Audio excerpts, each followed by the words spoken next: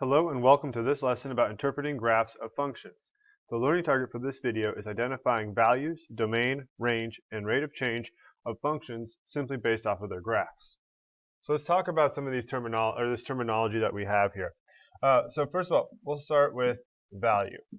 Now when it comes to value, there are two types of value that we're going to talk about. There's input and then there's output.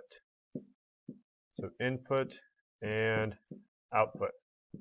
So input refers to x, and as the name would imply, it is a number, a value from the x-axis that you're plugging into the function, and so say that it gets plugged in, and then you are evaluating the expression with that value. The output, that is the y, and essentially that is the value, or we could also think of it maybe as the answer after you crunch the numbers with the expression in it. And so input, output, those are some of the terms that we need to be familiar with. You may also see it within function notation. So if we're talking about function notation, f of x equals some value, some number. So let's just say f of x is equal to 10. This part right here, that x is your input. And so that might actually be a number. So maybe you're told that f of 5 is equal to 10. Well, in this case, your input would be 5, and your output is this right here. And that would be 10. So that's the value part, input or output. And what it boils down to is, when you go to the graph, are you looking for the x value or are you looking for the y value? Next thing I want to talk about is domain and range. Now, domain and range are very similar to input and output. So we'll talk about domain. And essentially what this corresponds to is all the x values of a graph.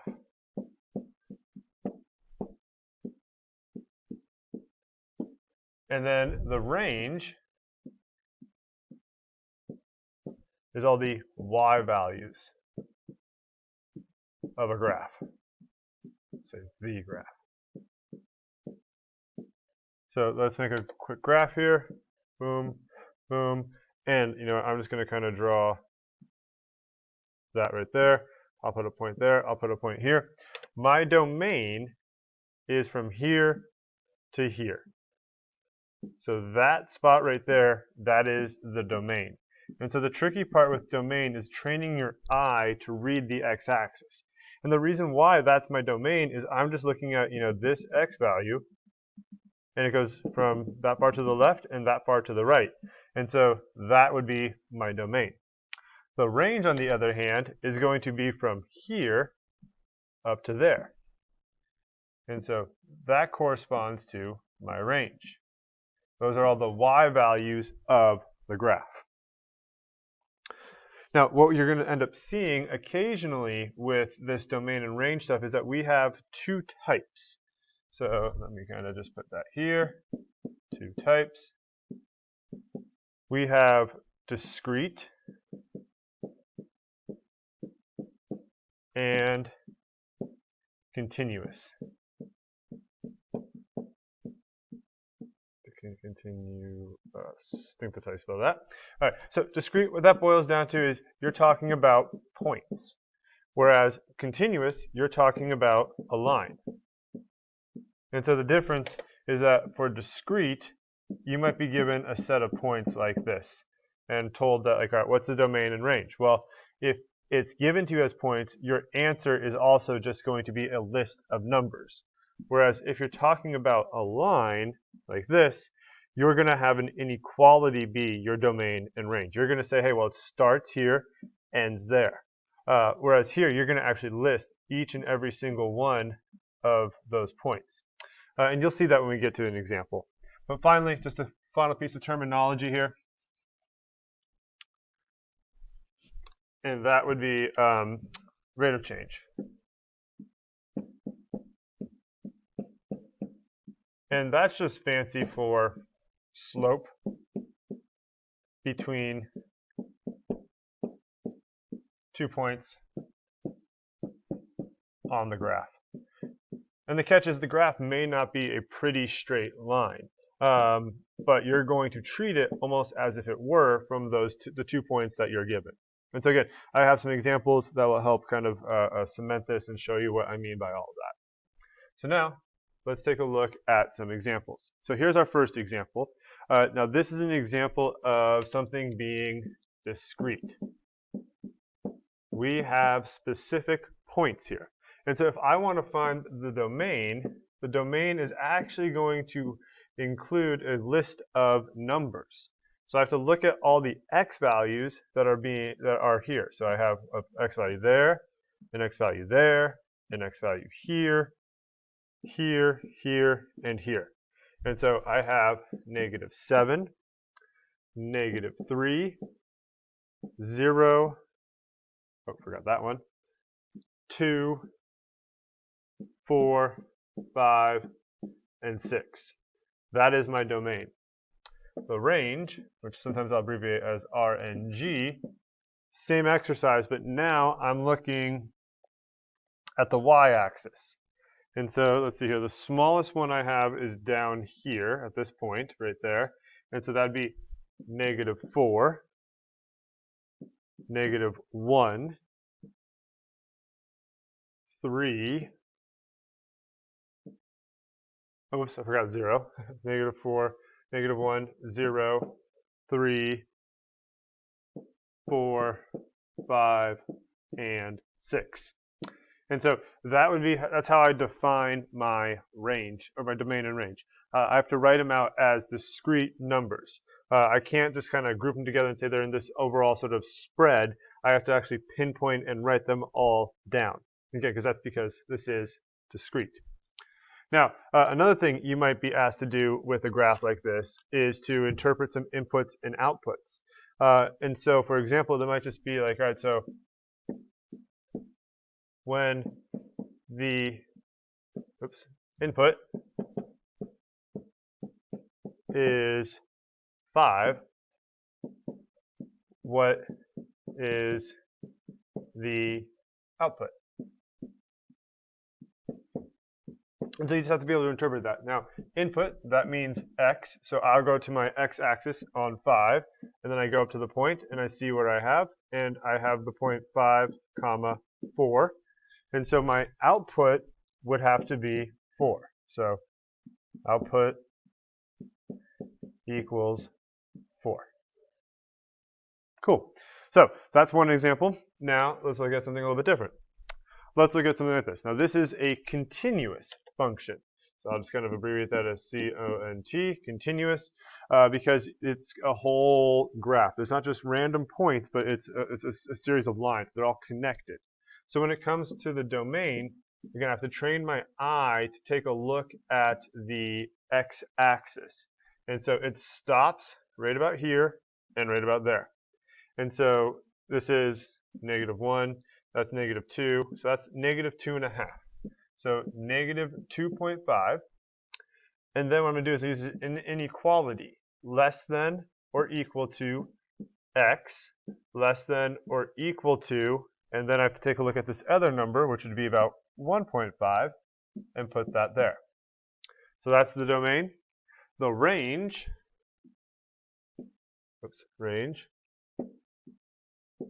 that would equal, so I'm now looking at my y values down here. I'm going to call that 3.2 of the negative variety. Now notice what changes here.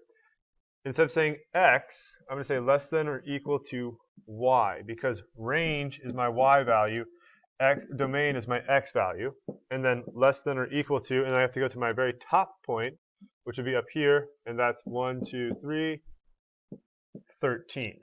And so I've identified my domain and range. And so the difference here is, since it's all connected, it's continuous, I can use this sort of notation as a spread. Now, just to kind of highlight a difference here, let's say we had an open circle at these points right here.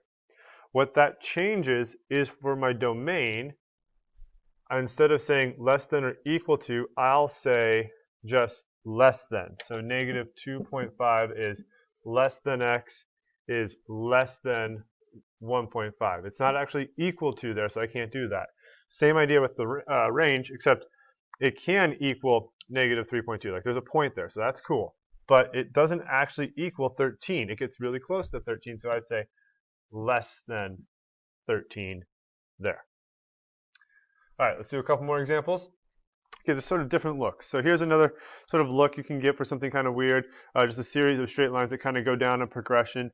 So this one is, so it's continuous. So what we're going to be able to do is identify the domain and look at how far we're going. So we're going from -5 to +6. So -5. Unless you see an open circle, you can assume it's a closed circle. So less than or equal to x, less than or equal to 6. For the range, we are simply looking at the y values. So how far, or what's the lowest y value I have, and that would be here, and then the highest value y value is up there. So the window I'm looking at is from 2, less than or equal to y, don't forget that variable part, less than or equal to 5. And so I've identified my domain and range. Now here I also want to highlight the rate of change component. So rate of change. So rate of change is fancy for slope. Now if I want to look at the rate of change, let's say between x equals -1 and x equals 3, it's going to be kind of boring. So what I do is, and I'll do this in yellow, or sorry, green, I find the points here. And what I have is -1, 3, and 3, 3. I find the slope of that. And so I have to do the whole y2 minus y1 thing. So 3 minus 3 over 3 minus -1, which ends up equaling 0 over 4, which is 0. So that one's kind of boring. But I could also switch it up, and that's what I'm going to do now. Let's change the numbers. So let's say I want to do it between x equals -4, actually let's go -3, and x equals 5. Now, and this time I'll do it in red, I find those points, so -3 right here, and that's -3, 4. And then 5 would be 5, 2. Here I'm actually going to crunch the numbers, and I'll find the rate of change between those two numbers. So I'll have 4 minus 2 over -3 minus 5. So let's see here, that gives me 2 over -8, which is -1/4. And so that would be my rate of change there. I just find the slope between the 2 points. Final example I want to show you is just another look at the graph. So domain and range, hopefully we're kind of picking up on it. Like the domain is these x values right here. But this one I want to point out like some function notation stuff. So what I'm curious about is f of x equals 1. X equals what? So like what x values do we get where our output is 1? So for output, I'm looking at y equals 1.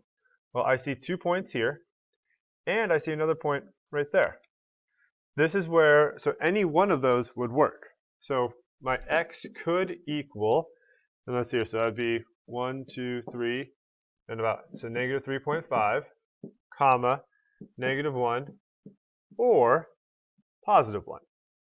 At any of these inputs, my output is 1. And then I can flip it around. F of 4 equals what? F of -6 equals what? F of 5 equals what? Well, for this, I'm looking for the output. So I use 4 as an input. I meant to say, oh, I mean that. I meant to go -2. I go to -2, and then I go 1, 2, 3, 4. The output is 4. I go to -6. The output would be -4. And I go to 5 right here, go up there. My output is 6. And so these are just some of the ways we can interpret graphs of functions. Good luck with your homework or practice, and let me know if you have any questions.